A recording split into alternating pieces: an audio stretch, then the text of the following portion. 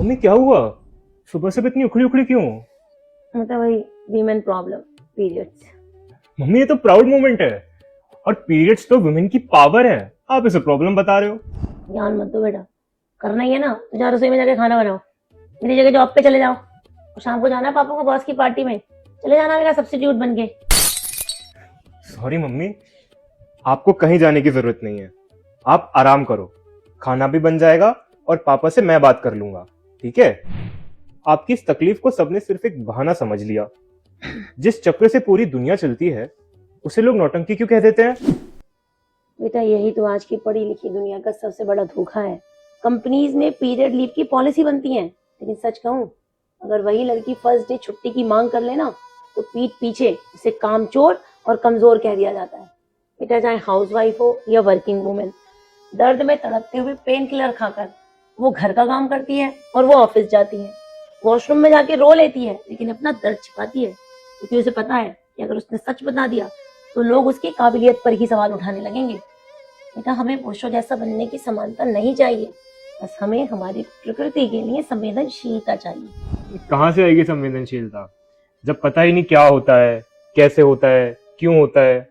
तो लोग टॉन्ट ही मारेंगे, मजाक ही उड़ाएंगे। और मुझे भी ज्यादा नहीं पता है, बस इतना पता है कि ब्लीडिंग होती है और पेन होता है।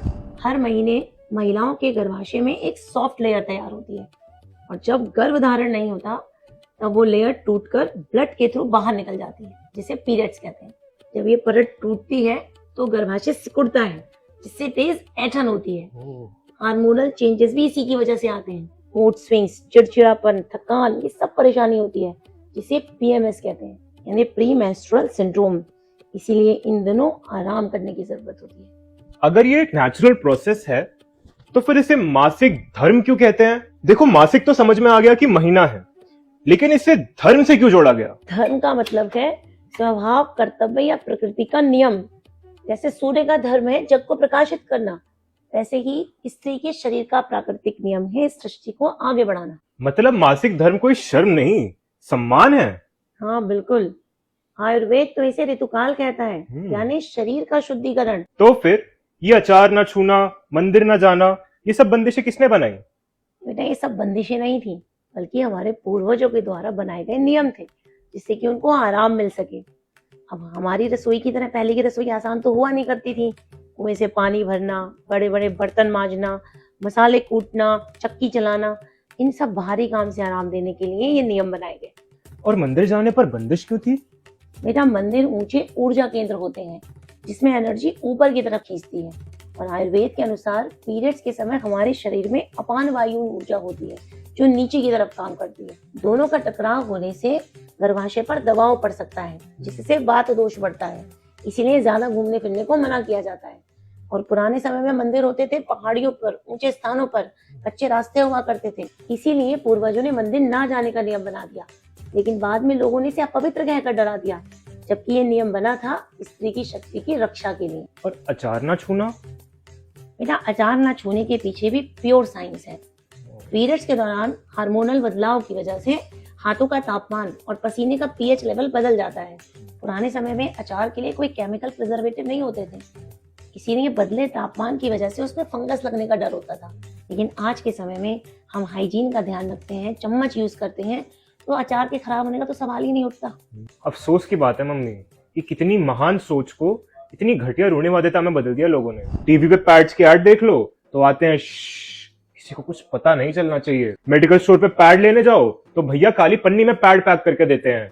लेडीज को 4 जेंट्स के सामने पैड मांगने में शर्म आती है। ऐसा बॉयफ्रेंड मैं आज तक नहीं खरीद पाया। वो तो भलाओ इंस्टेंट डिलीवरी एप्स का कि घर पे आके डिलीवर कर जाते हैं, लेकिन वो भी आके जज ही करता है कि वही तो बेटा, जहाँ मासिक धर्म के बारे में बात करने में शर्माते हैं, छिपाते हैं, उस देश में उसकी पूजा की जाती है। मतलब? हाँ, असम के नीलांचल पर्वत पर माँ कामाख्या देवी का भव्य मंदिर है। पौराणिक कथा के अनुसार जब माता सती ने अपनी देह को अग्नि में त्यागा था, तो भगवान शिव क्रोधित होकर उनकी देह को लेकर तांडव करने लगे थे, जिससे पूरी सृष्टि का विनाश होने वाला था।